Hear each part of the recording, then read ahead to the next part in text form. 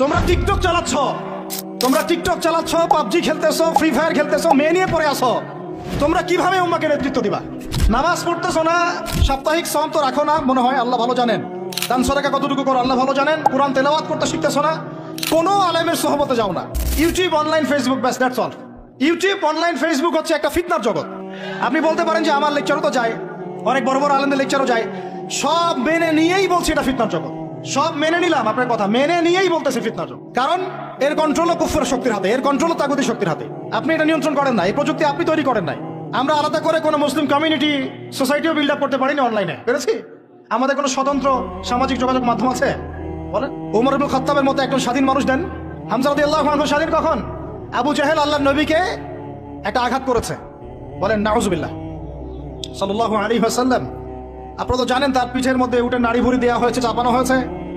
তো এই দৃশ্য একজন দাসী দেখেছে, হামজা রাদিয়াল্লাহু আনহু স্বীকার করে আসছেন, তাকে বলছে তোমার ভাতিজাকে এইরকম আঘাত করেছে আবু জাহেল। আবু জাহেলের নাম কিন্তু আবু জাহেল না, আবু জাহেলের নাম আবুল হাকাম। সেও কিন্তু আল্লাহকে বিশ্বাস করতো। আপনারা মনে করবেন না যে সে একদম ইহুদি ছিল বা খ্রিস্টান ছিল, এমন না। সে আল্লাহকে বিশ্বাস করতো, কিন্তু আল্লাহ পাকের বিধান মানত না। এখন হামজা রাদিয়াল্লাহু আনহু বলছেন ওয়া ফাআলা যালিক, সে কি সত্যিই কাজ করেছে? হ্যাঁ, সত্যিই কাজ করেছে।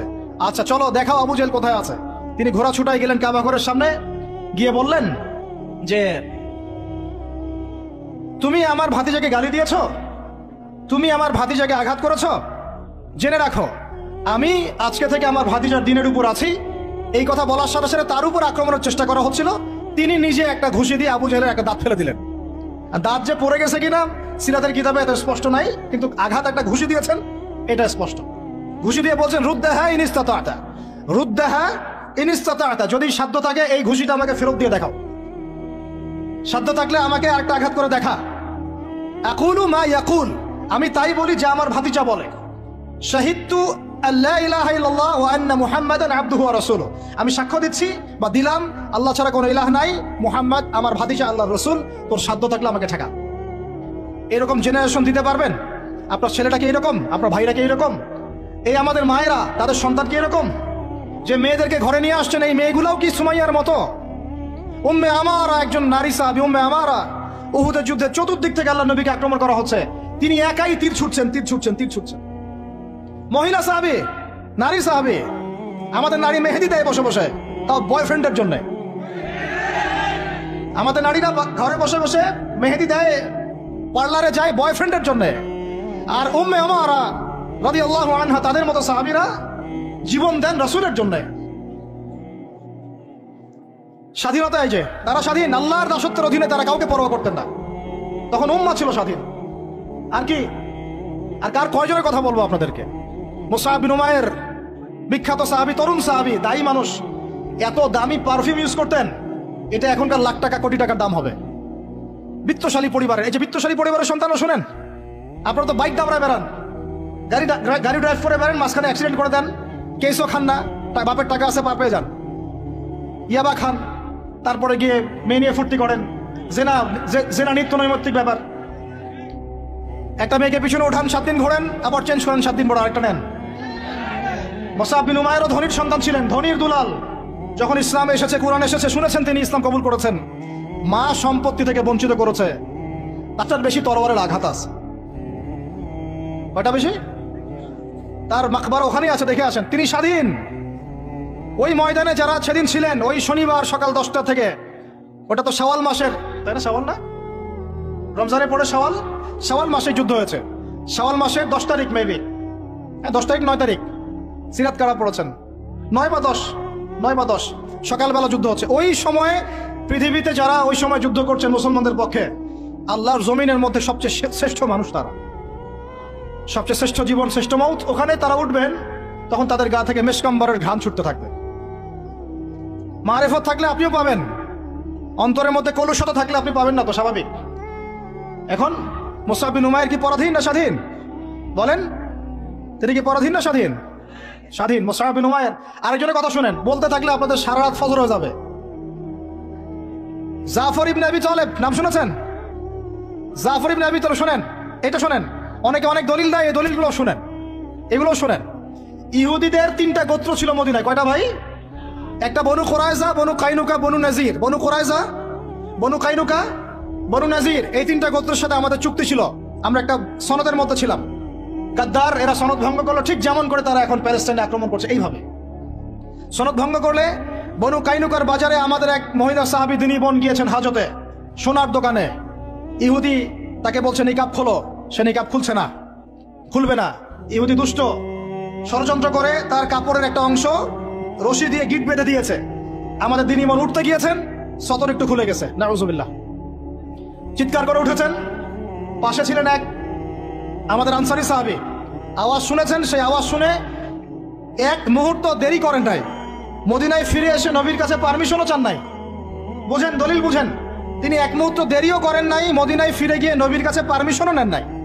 তার কাছে একটা খোলা তরোয়াল ছিল, বের করেছেন, এই ইহুদির গর্দানে একটা কোপ দিয়ে গর্দান নামাই দিয়েছে। সাহসীদের মতো বলেন আল্লাহু আকবার।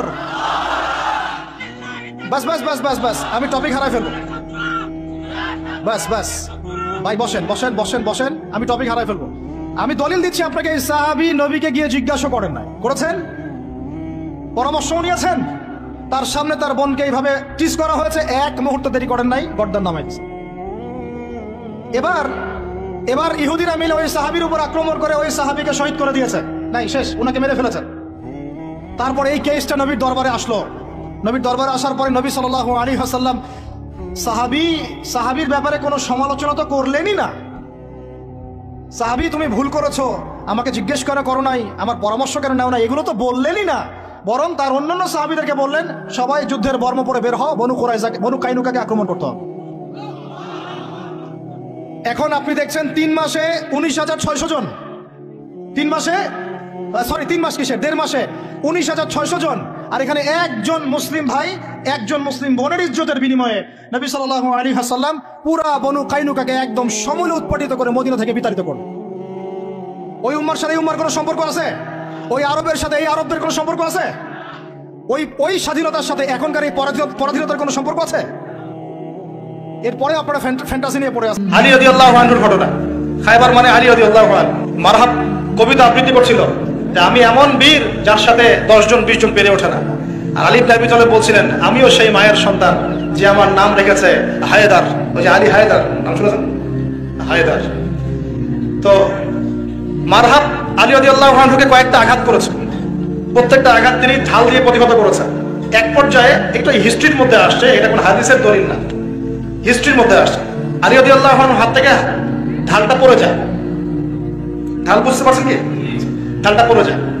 তখন খায়বারের লোহার যে দরজা, এই দরজার একটা কপাট বিসমিল্লাহ বলে আলী রাদিয়াল্লাহু আনহু খুলে ঢাল হিসাবে ইউজ করা শুরু করে।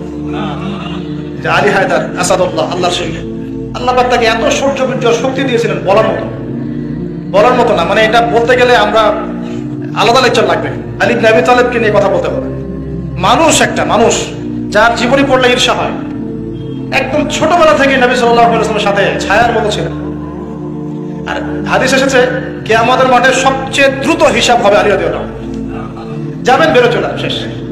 আল্লাহ নবী বললেন শেষ রাতের বেলা, আগামীকাল বাদ ফজর আমি এমন একজনের হাতে পতাকা দিব যাকে আল্লাহও ভালোবাসেন, তার রাসূলও ভালোবাসে, যে নিজেও আল্লাহকে ভালোবাসে, রাসূলকে ভালোবাসে। সব সাহাবীরা আকাঙ্ক্ষা করলেন যে আমি হব সেই। ওমর ইবনে খাত্তাব মনে করছেন আমি মনে হয় সেই সাহাবী। সকালে উঠে নবী সাল্লাল্লাহু আলাইহি ওয়াসাল্লাম বলছেন সাল্লাল্লাহু আলাইহি ওয়াসাল্লাম, আলী ইবনে আবি তালেব কোথায়?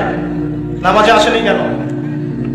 বলা হলো তার চোখ উঠেছে, চোখে অনেক প্রবলেম, চোখ ফুলে গেছে, কষ্টে আসতে পারেন। ডেকে নিয়ে আসা হলো। নবী সাল্লাল্লাহু আলাইহি ওয়াসাল্লাম মুখের লালা থুতু এভাবে নিয়ে তার চোখে লাগিয়ে দিলেন। আলী ইবনে আবি তালেব বলছেন আগে এই চোখে যা দেখতে পারতাম না তাও দেখতে পারা।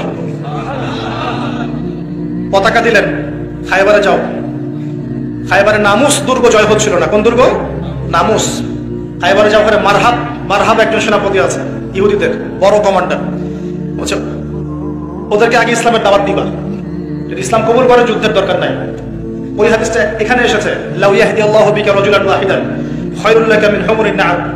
তোমার দাওয়াতে যদি একজন ইসলাম কবুল করে হকের পথে আসে, লালুট কুরবানি করার চেয়ে বেশি নাকি পাবে।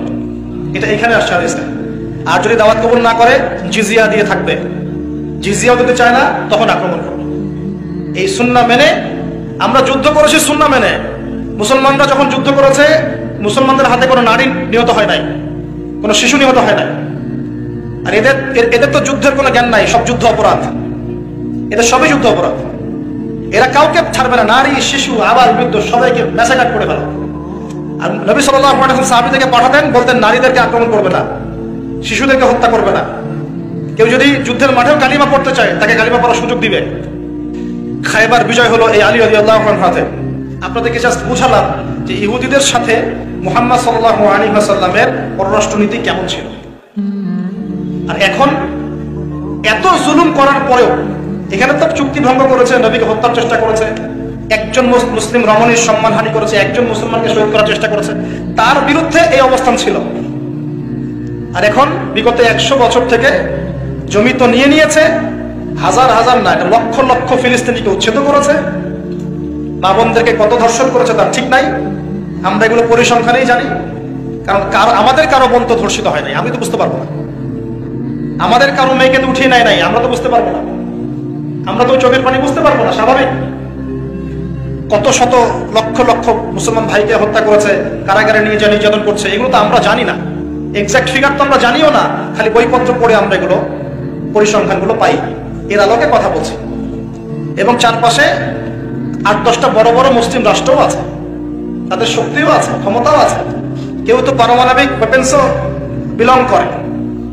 নবী সাল্লাল্লাহু আলাইহি ওয়াসাল্লামের সুন্নত কি ছিল আর এখন আমাদের কি সুন্নত, এটা আপনি পার্থক্য করে এখন আমাকে বলেন যে আমাদের অবস্থা এমন হবে না কেন। আর এখন কেউ নাই আমাদের সাথে, তারপরে কিছু জাবাজ মানুষ যখন তাদের এই জুলুমের বিরুদ্ধে দাঁড়িয়ে যায়, তাদের এই দাঁড়ানোটা জায়েজ না নাজায়েজ, বৈধ না অবৈধ, তার জন্য ফতোয়াবাজি শুরু হয়। তাহলে নেফাকির কোন স্তরে নেমে গেছে আমরা চিন্তা করেন। 100 বছর থেকে এই জুলুম করার পরে, জুলুমের পর জুলুম করার পরে আমাদের জায়গা, আমাদের জমি, আমাদের মা, আমাদের বোন, আমাদের বাচ্চা, কতগুলো বাচ্চাকে তারা হত্যা করেছে। আল্লাহই ভালো জানেন পরিসংখ্যান, কতগুলো বাচ্চাকে তারা হত্যা করেছে। এক বোমে 200 জনকে মারতে পারে, আরেক বোমে 300 জনকে মারতে পারে। হাসপাতালে আশ্রয় নেওয়া মানুষকে বোম মেরে হত্যা করতে পারে। হাসপাতালে মানুষ আছে 500-600, চিকিৎসা নিতে গিয়েছে, সেখানে বোম মারতে পারে। দাজ্জালকে চিনতে আপনাদের এখনো বাকি আছে। সে পৃথিবীতে যা ইচ্ছা তাই করবে, তার অনুসারী এই জায়নিস্ট ইহুদিরা এখন যা ইচ্ছা তাই করছে। আর ও যখন বের হবে তখন কি অবস্থা হবে তাও চিন্তা করেন, ভাবেন। আর এদের বিরুদ্ধে যখন কিছু মানুষ প্রতিবাদ করে, প্রতিরোধ করে তোলে, বই লিখে, কলম লিখে, সঙ্গীত রচনা করে বা কিছু করে, তখন আমরা এগুলোর সমালোচনা করা শুনি। তাদের বিপক্ষে ফতোয়া বুঝি, ওদের আকীদা ঠিক নাই, ওদের মানহাজ ঠিক নাই, পদ্ধতি ঠিক নাই, এই নাই সেই নাই। লজ্জা, মানুষের লজ্জা যখন থাকে না তখন মানুষ এই কথাগুলো বলতে পারে। মানুষের লজ্জা যখন লজ্জার শেষ সীমায় চলে আসে, মানুষ নির্লজ্জ। কারণ আমি যে মনিবের দাসত্ব করছি, ওই মনিবের পোষা কুকুরের মতো আমি আচরণ করছি। আমাকে তো আমার হক আদায় করতে হবে। যেই প্লেটে খাচ্ছি ওই প্লেটের তো হক আদায় করতে হবে আমাকে। যেখান থেকে রিজিক আমার আসে ওটার তো হক আদায় আমাকে করতে হবে। তো আল্লাহর বান্দারা, আপনারা হক আর বাতিল চিনে নেন, বইপত্র পড়াশোনা করেন, পরিসংখ্যান দেখেন, সিরাতের আলোকে, কোরআন হাদিসের আলোকে বর্তমান বিশ্বটাকে মেলান। দেখেন তাদের সাথে আমাদের অবস্থান আগে কেমন ছিল, এখন তারা কি করতেছে আমাদের সাথে। এই হলো অবস্থা।